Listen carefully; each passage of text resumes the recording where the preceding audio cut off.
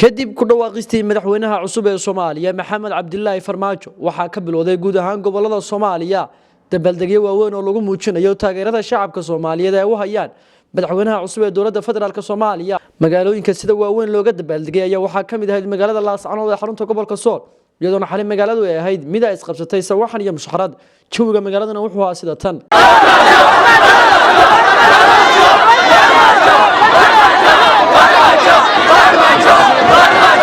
marka dexmartii suuqyada waaweyn ee magaalada Laascaanood waxay indhaha ugu qabanayaan kumanaan dad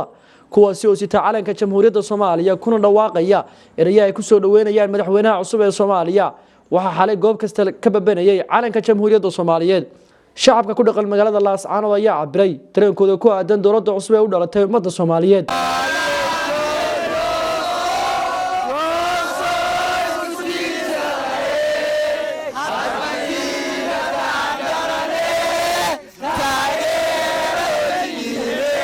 كتب magaalada Laascaanood dadweynaha aad fara badan isugu soo baxay waxay wataan calanka jamhuuriyadda Soomaaliya sawirka madaxweynaha Maxamed Cabdilaahi Farmaajo maanta dhan waxaanu taagneen shaashadaha waxaanu la soconay ka war dhowranay isbedelka ay sameeyeen doonaan xildhibaanada qaranka Soomaaliyeed waa guul soo hoyatay dhammaan shacabka Soomaaliyeed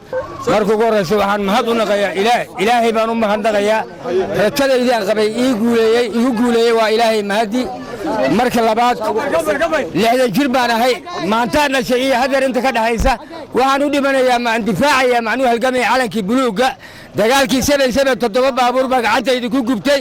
buluugay hooyadii dhashay weeyay anafyan baal baan u huraayay Laascaanood intaan joogay meherad yar baan ku haystaa waa la igu dilay waa la igu xidhay 17 maalmood baan xabsiga ku jiray ilaahay mooyil cidiima ogeyn rajaan qabay ka inaan u dhimanayo naftayda bar horaan ballan qaaday kitaab quraan gacanta saaray محمد عبد الله محمد شيل قوشه وقارين ومن anigu aan gaaray gacantayda ay ku jirtay caawa waxaan waxaanu joognaa Laascaanood waxaanu soo dhaweynaynaa madaxweynaha cusub ee Soomaaliya waxaanu rajaynaynaa maanta waa habeenkii guusha Soomaaliya midoobay waa habeenkii amniga Soomaaliyeed u midoobay hambalyaanu leeyahay maanta dhabiyamaan cabin waxaanu sugaynaa madaxweynaha Farmaajo guul waanu leenahay magaalada Laascaanood waxaan ogahay salaado sunnayaal in loo tukado Ilaahay inuu Farmaajo ku guuleeyo waa leenahay ummadda Soomaaliyeed ee hambalyo Ilaahay uu idinka aqbalay baryadiinii maanta caawa shucuurtayda ay u kacsan tahay waxayna tahay inaan Muqdisho joogo kaleena inuu Farmaajo noo yimaado oo Laascaanood noogu yimaado guul ayaan rabnaa guul waan taageersanaa waxaa la yidhi faras dabaaldeg iyo orod loo dalbado maalin oo loo dudeeyo khalqigu daawasho u joogo haddii niman daryeelin xakameed aamanka u geliyo oo cidhibta daran dooriyo duba madaxiisa dabcin maayo oo wuxuu ka bixi inuu ka duulaayo barakoor waxaan lahay haddii aan si dhaba Farmaajo loo dooran naar waxaan ku malanaa inaan ku shisheeyo tagno 72 oo dhalinyaro ah oo ku malanaa taariikhto Farmaajo qaban ayaa ka baaqsaday badda waxaan leenahay dawlad labaad baa dhalatay waxaan noo muuqdaa inta baleenana haddaan nahay dhalinyarada iyo dadweynaha ku nool gobolka Sool madaxweynaha Maxamed Cabdilaahi Farmaajo waxaan leenahay ku soo dhawow dadkaagii dalkaagii insha Allah qaybsanaya shacabka Soomaaliyeed dareenka farxadda leh anoo ku nool gobolka Sool ee ka taliso maamulka Khaatumo haddar badankeeda leeyahay mudane Farmaajo halkan aad uga hambalyeynaya madaxweyne hambalyadan iyo dareenkan aad aragtay shacabka waxay xambaarsan tahay in ay noqoto waxa aad noo muujisid Soomaaliya waxaan rabnaa inay isbedesho madaxweyne waxaan taageero u dirayaa madaxweynaha cusub ee dowladda Soomaaliya haddaanu nahay shacabka reer Sool si ahaanba dhalinyarta waxaan leenahay mudane madaxweyne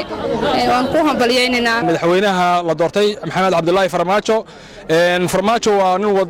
muwaadin Soomaaliyeed aad baan ugu faraxsanahay soo dhawo waan leenahay madaxweynaha dowladda federaalka Soomaaliya mudane Maxamed Cabdilaahi Farmaajo gobolka ka taageeraya Farmaajo mudane madaxweyne waxaan ku leenahay gobolka Sool shacabka joogay oo dhan ilaa caawa ku mushxaradayaan waxaan ka rabaa inaan ugu hambaliyo madaxweynaha cusub ee jamhuuriyadda federaalka ee Soomaaliya Maxamed Cabdilaahi Farmaajo